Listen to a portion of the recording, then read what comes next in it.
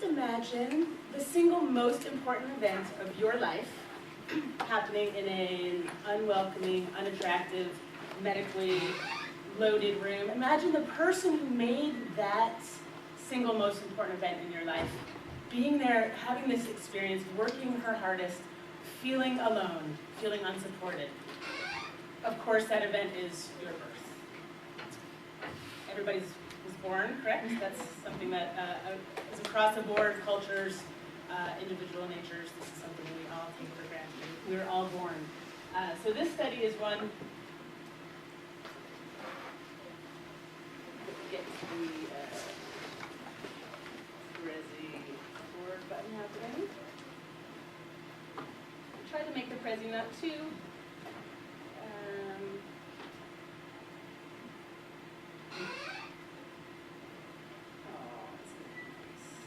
You can end at the beginning. Begin at the end.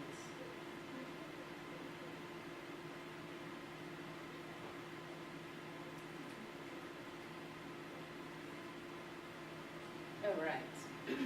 So you're familiar with the connection between the mind, the body, and the physical environment. That's what we're here to learn about and study. So looking at the social support of a person during labor, looking at their specific neurohormonal cocktail, the birth cocktail that happens for women, it's especially important because of the amount of cesarean rates are at 30% across the globe. They don't have to be. There's the fight or flight adrenaline mode hormone, which sends all your blood to your limbs. You can feel heightened perceptions of pain, and you are likely to feel this way when you are feeling judged, or if you are feeling like you don't have enough control, as has been discussed. Whereas what we're aiming for in an unmedicated birth, it's a normal physiological process. The people coming in to have a labor experience are not sick, injured patients. They are at this current epoch expecting to give up control and let the medical environment do it for them, but that is not ideal by any stretch. So what we want is to have oxytocin and endorphins, which come about from feeling safe, feeling supported, having a sense of privacy. The muscles begin to relax, perceptions of pain decrease, and the birth can happen a bit more normally. So here's just some images from the internet of people being supported. They bring beverages. They are there for expressions of pain or fear. They have to be present. The research is great on how supporters benefit the woman. They benefit the baby. They benefit the birth process. Hospitals expect supporters to be there. Supporters mostly want to be there, not always. So the problem is that the hospital settings do not accommodate for the supporters, and that's what I will be discussing today. The study is a child birth supporter study, which I completed for my PhD out of the University of Technology in Sydney. So this is an Australian birth setting, working with midwife researchers who had already gotten ethical approval to go into this intimate space, do a video reflexive ethnography, which is, as you can imagine, the stopping point for most people. They say, wouldn't it be nice to study birth experiences? Oh, well, we'd have to get ethics approval. Never mind, let's let somebody else do it. So luckily, the ethics happened. We've got that paper published so that we can help move these sorts of studies forward. The reflexive nature, as Elizabeth was speaking yesterday, it's self-awareness. They could watch their video footage of themselves 6 weeks later and be interviewed while watching the video and saying to them, well, what's going on for you here? And I'm going to introduce you to this lovely family in a moment, but the analysis process was coupled with the existing evaluation tool that the team I worked with is an interdisciplinary team of 12 people, and we're in an intimate setting. So this is an ideal way to be able to come in and not invade these people's privacy, yet still share the data with a larger number of people. One of the tools I used for the analysis was this AEIOU framework developed by Christine Lawson, and it's obviously a very relevant method for this study because I could look at each of the video vignettes and the interview transcripts and do the cycle coding of themes and so forth, and help to come up with the deeper meanings for what was going on for these participants. This is a single family. The woman who's leaning over here with the dark hair is the one in labor. The man leaning in towards her is her partner, who's primarily a passive supporter. He was anxious. He didn't want it to go on a long time. His culture, his family thought, it's a woman's business. She can stay out of the way. So most of the time he was up and around the hallway, far away, being anxious. His mom and dad were in this waiting room with him. The woman who's pointing is her mother, and she's had many, she has 4 children, I think, or 3, and studied hypnobirthing, knew what to expect, and all of the supporters in this study are untrained, unprofessional people. They have a massive learning curve. The role navigation they're going through to figure out what they're supposed to be doing is intense. Now in Sydney, in Australia, this woman with the black shirt holding the bed is her midwife. They had 15 hours of labor, of which we filmed the entire time. She was one of 3 midwives that she had. The woman with the blurred out face was one of her 2 sisters that was there. So she had probably more supporters than is normal, having 4. And later on you can see there's a quote, which I won't be reading all of the quotes because there's just so much rich, it's an ethnographic study and it's really rich and dynamic and there's a lot going on for them. The themes are, the unbelonging paradox is a really important one because like I said, the supporters are expected to be in the space and yet they're not accommodated. They also expect to have the security of a medical environment to take care of the woman in case of emergency. But the message that they receive as they walk in is something will go wrong and we will do it for you. So there's medical equipment everywhere, which of course is going to heighten adrenaline and anxiety and the fear.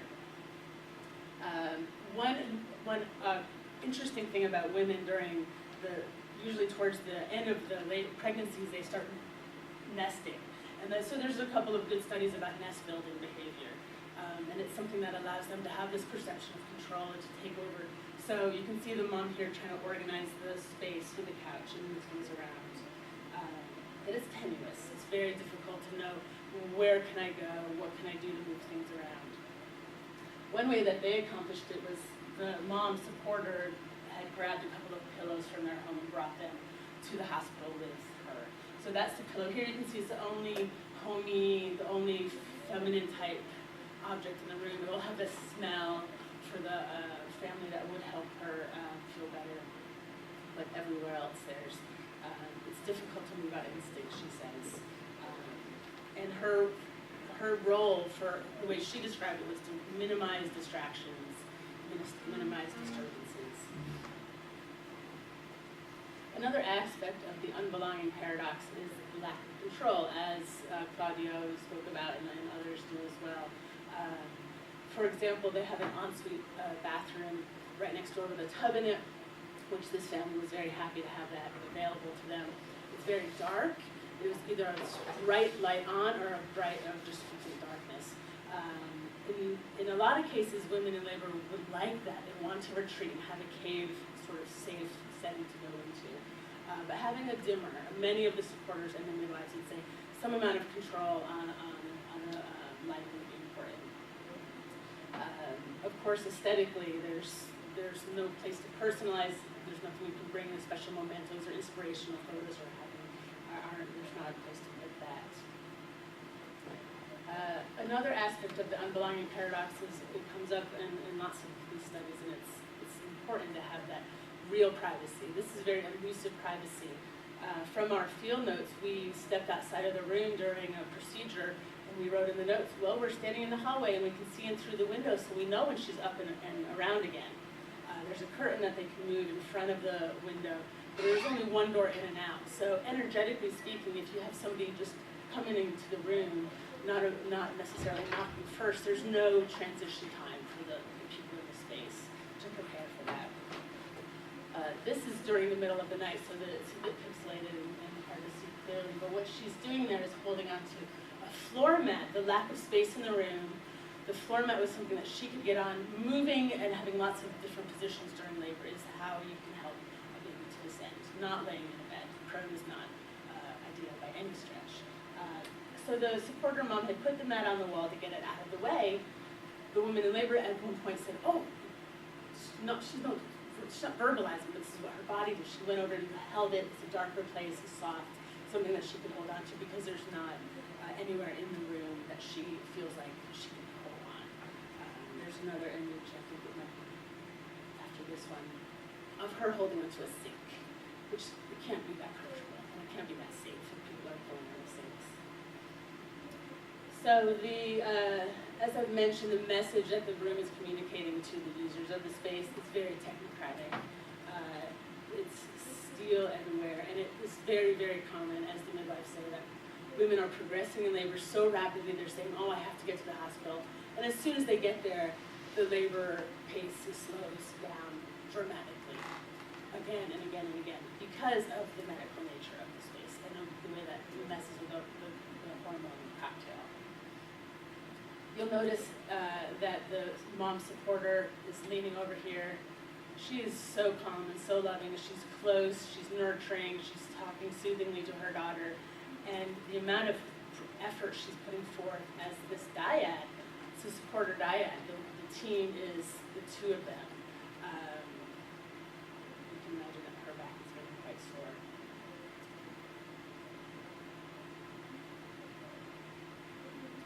This is the next major theme that we found, role navigation. There's an interplay between the professional midwives who are trying to work in the room. Some of the interdisciplinary team who are working on the birth unit design study are looking at different aspects of hominess on the environment and how the midwives are feeling satisfied in their workplace. But you can see that there's not always room. This is the husband again. This is towards the end of the labor when he became more actively involved. He's taken off his shirt because he's near the tub, and he came up with design insights during the interviews that are very reasonable. You know, padded, softer floors, or cup holders on the birth tub, so that when you knock over a Gatorade bottle, it doesn't clang and cause a distraction. The woman says that she felt very lucky to have many support people because she didn't realize that she would be left alone in this space. The midwives didn't spend time hanging out and normalizing the experience. They just they're looking at the clock and saying, how long is this going to take? Another aspect of that role navigation is finding a place to be in the space. The husband and the wife are talking here, and her two sisters are on the couch, one on the back. She's going to go to work later in the day, so she's having a little bit of a sleep. The other sister is trying to find something to do to pass the time, so she's on the phone playing games or what have you, because there are no positive distractions in the room whatsoever. And then later point, the husband actually, this is the room after a night of labor, so it's a fairly good-sized room, but it's cluttered. There's no place for their storage. And when the husband was so tired, he laid on that mat on the floor and had a nap in the middle of this room where the woman was trying to give birth to their child. So this third and last theme is supporting the supporter. Like I said, it's a dyad between the chosen supporter and the person in labor. They need to be present and calm and continuously there to have the benefits happen. But they also need to take care of their own needs. So they might say, oh, there's a vending machine, so there's food available.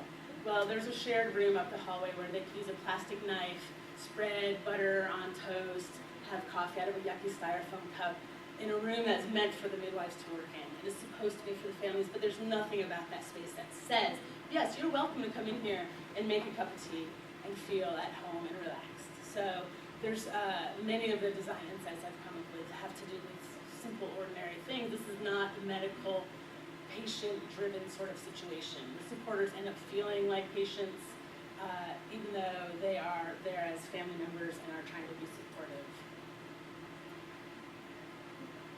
That's those instrumental aid needs. One of the insights is to have many, many different physical, ergonomic type tools for the woman and for the supporters. You can see that the supporter mom is sitting on the birth ball because it's more comfortable and feels better to her back. The woman in labor, her feet are hanging off of the bed. I mean, it's not appropriate. And their goal was to go as unmedicated and as naturally as they could, and that was the outcome for them. The husband is a good example of somebody who had been a good passive supporter, being nearby. If there was a family alcove in between the entranceway and the room itself, he could be near, he could be looking at brochures or visually appealing posters that say, look, here's a normal process. Oh, okay, I don't have to worry, this is fine. At one point, he came up to me while I was videotaping to say, how was your labor? Is this going okay? Clearly seeking some sort of reassurance and needing some support. So supporters need support in a lot of different ways. But thinking back to that mom holding her daughter, physically bending over, if the daughter was able to hold on to objects instead of her mom, then the mom could be getting drinks, could be soothing, getting the wipes or ice and that sort of thing, directing the rest of the space. So clearly, this is not going to be a news flash for anybody, but their evidence is so sparse on this. But design can and must facilitate the supporters' presence, with the idea being that calm, continuous supporters will create a more calm and, I won't say supportive mother, but a more calm and productive birth process for the woman. So some of the design insights, and these are detailed in the publications that I have in more detail, and I've mentioned them throughout. Some of the nice examples in Australia that I've seen coming out of this with the team I've worked with, they are able to follow through and say, look, this is what needs to happen. There's some beautiful wooden paneling. All the midwives know where to reach to find the equipment that they need. The people coming into this space know that the equipment is there, but they don't have to see it. There's really no reason to be seeing it. Option to facilitate personal choice. We've seen that, and it's just extra added evidence to go in that direction. This is how the table is broken down to show how the themes related to the birth unit design spatial evaluation tool, which is the tool we use to choose which hospitals to go into and study. The design recommendations come across. I realize that's quite small, so here's a closer look. But they can each line up to fill those different needs. Some of the related publications, like I said, we talked about the ethical approval process and how the women were treated as vulnerable and unable to articulate themselves and say to the people, well, I'm done being videotaped. That's not that hard. So that was a very challenging paper to write, because you want to be helpfully critical and say, look, get some more exploratory ethnographers on your board, or people who don't necessarily have hypotheses or understand qualitative research. And we also wrote a paper about how the whole process works together, working with a large interdisciplinary team. It can't just be interior designers coming in and figuring out the spatial layout of the birth room. There needs to be industrial designers, and many other people you do not want to bring into the room with you. So that was an excellent, I found it to be just such a privilege to work with this group, very dynamic. And then the results paper is the first of two planned results papers. So we've got some references here, of course, because of scientific validity and so forth and so on. And I thank you for your time and attention to this, and I'm definitely open to questions or comments or discussion from anybody.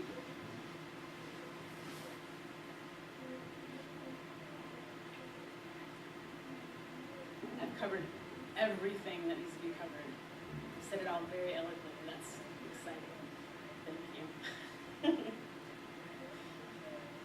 What do you think about moving forward for existing facilities that don't necessarily have the funds to bring new poles in and to dramatically change the environment? Well, that was a bit of my concern at the beginning, was that the findings would show that we really needed to drastically rebuild all of the facilities. Aside from the family alcove that's recommended, most of these things can be done with some changes to the interior materials. They're going to have to spend some money. But the problem is, when there's this push for domestication of birth units, in the 70s, they did that. They put a table with a lamp and a tablecloth on it and called it homey, and it was this hybrid environment that people have found to be just as dissatisfying. It doesn't quite work. So that's room for further study, and clearly, like others have said, putting this into more of a, and this is a single case study, exploratory study. It needs to be done on a greater scale, using the birth unit design spatial evaluation tool.